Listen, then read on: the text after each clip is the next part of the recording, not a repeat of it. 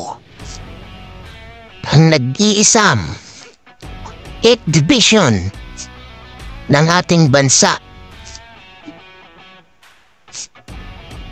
Ano nga ba ang pagkakaiba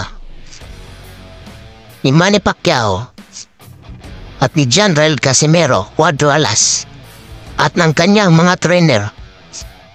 Si Manny Pacquiao ay ang trainer niya ay isa niyang kaibigan, matalik na kaibigan, at si Cuadro Alas naman ay ang kanyang kapatid. Hindi lang kapatid, kundi matalik din na kaibigan. Mas maganda ang kanilang samahan dahil magkapatid sila.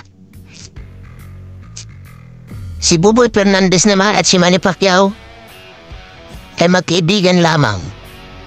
Ngunit gustong tulungan nito ni Manny Pacquiao para magkaroon ng trabaho dahil tambay lang si Buboy Fernandez noon. Pero itong si Jason Casimero ay talagang nagbuboksing pa ito noon. Pero pinapili siya ni Cuadro Alas kung sino magpapatuloy sa kanilang dalawa. At yung isa, magiging trainer na lang. At yun nga ay pinili ni Jason Casimero na maging trainer. Kaya si Cuadro Alas ang nagpapatuloy na magbuboksing. Pero parehas lang sila ng kwento. Ang kwento nila ay isang samahan. Samahan na hindi mabubuwag kailanman. Ganyan silang dalawa. Ang magkaiba lang nila ang relasyon sa isa't isa. Magkaibigan, magkapatid, ganon ang turingan. Kaya sa mga bashers dyan, walang dapat ipagkumpara, walang dapat alisin kung ano yung nandun na sa kanila. Dahil trainer is always a trainer. Si Buboy Fernandez, tinuturuan pa lang yan ni Manny Pacquiao kung paano maging trainer. Wala namang alam si Buboy Fernandez sa boxing. Sa mga bidyong ito, tinuturuan pa lang siya ni Manny Pacquiao kung paano maging trainer. Pinapagalitan pa kanya. Bakit daw umiilag? Bakit umiikot? Huwag kang umikot. Wala kang karapatang umikot kasi trainer ka lang. Ako yung boxer. Ako lang yung iikot. Ako yung ganon.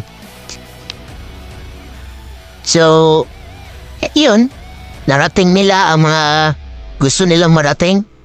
Naging 8th division si Manny Pacquiao at 3 division naman si General Casimero.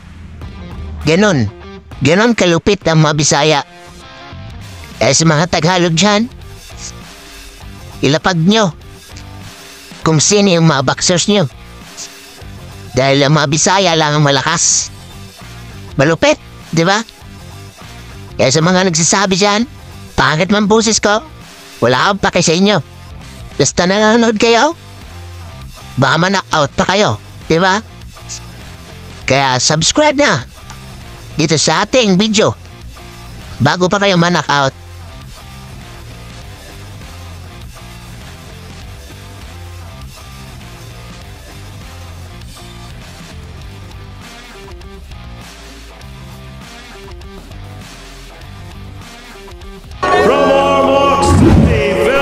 Kung bago ka pa lang sa channel na to, mag-subscribe na para updated kayo sa lahat ng sports.